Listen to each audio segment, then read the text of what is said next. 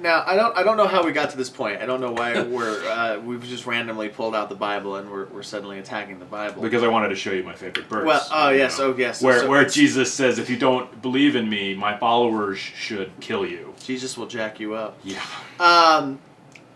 That idea alone just infuriates me, because it really, like, that's one of the things that I hate about, like, the versions of Islam that are, like, violent, because they have very similar quotes to this. Where it's just like, you kill the infidel. Kill the That's infidel, what you do. and the infidel is someone who does not agree with you. Essentially, Right. If you don't believe in us and you don't want to, pray 5 times a day, you're an infidel.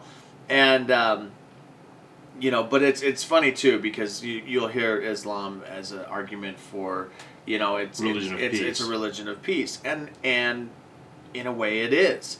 But the problem is that's because there's versions of Islam that cherry pick the nice stuff out of their book, and then there's versions of Islam, mainly fundamentalist Islam, that picks the not so nice versions out of their book. But even then, you could say that, well, if everyone in the world followed Islam, then it would be peace, because humanity would have no reason to fight, except we know that's not true, because we have Sunnis, Shiites, and all these.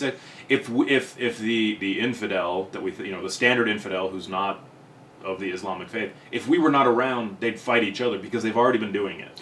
Well, do you know why they fight each other? Like, what Sunni and Shiites actually are? Like, what the difference is about? I believe, and I'm not very familiar with Islam, but I believe the disagreement is something to do with the succession after the death of Muhammad. Yep. I'm right? Okay. Yeah. So there's some disagreement upon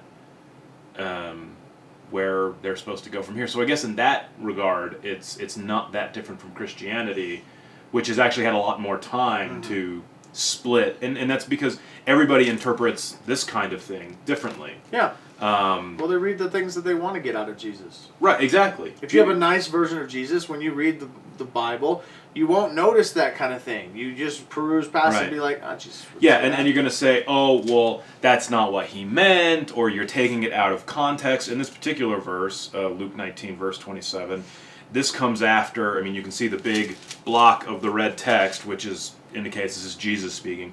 Jesus tells a parable about, I believe it's about investing money, actually. and he tells the parable, and his last statement about the parable is,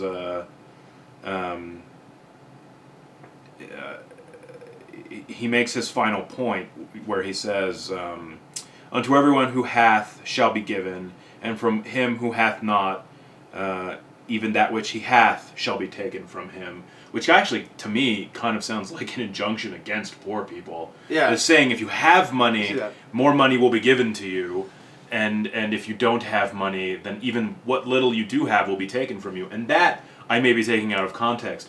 But that's where the parable finishes. And then he says in verse 27, but if you don't want me to be over you, and to give you such judgments as I have just laid out in this parable, then my followers should kill you. And there is no context to take that out of. He finishes his point about the parable, which to me seems insane, that he'll take whatever he wants, and then he follows it up with, and if you don't like it, tough shit. That's not entirely merciful, in my opinion.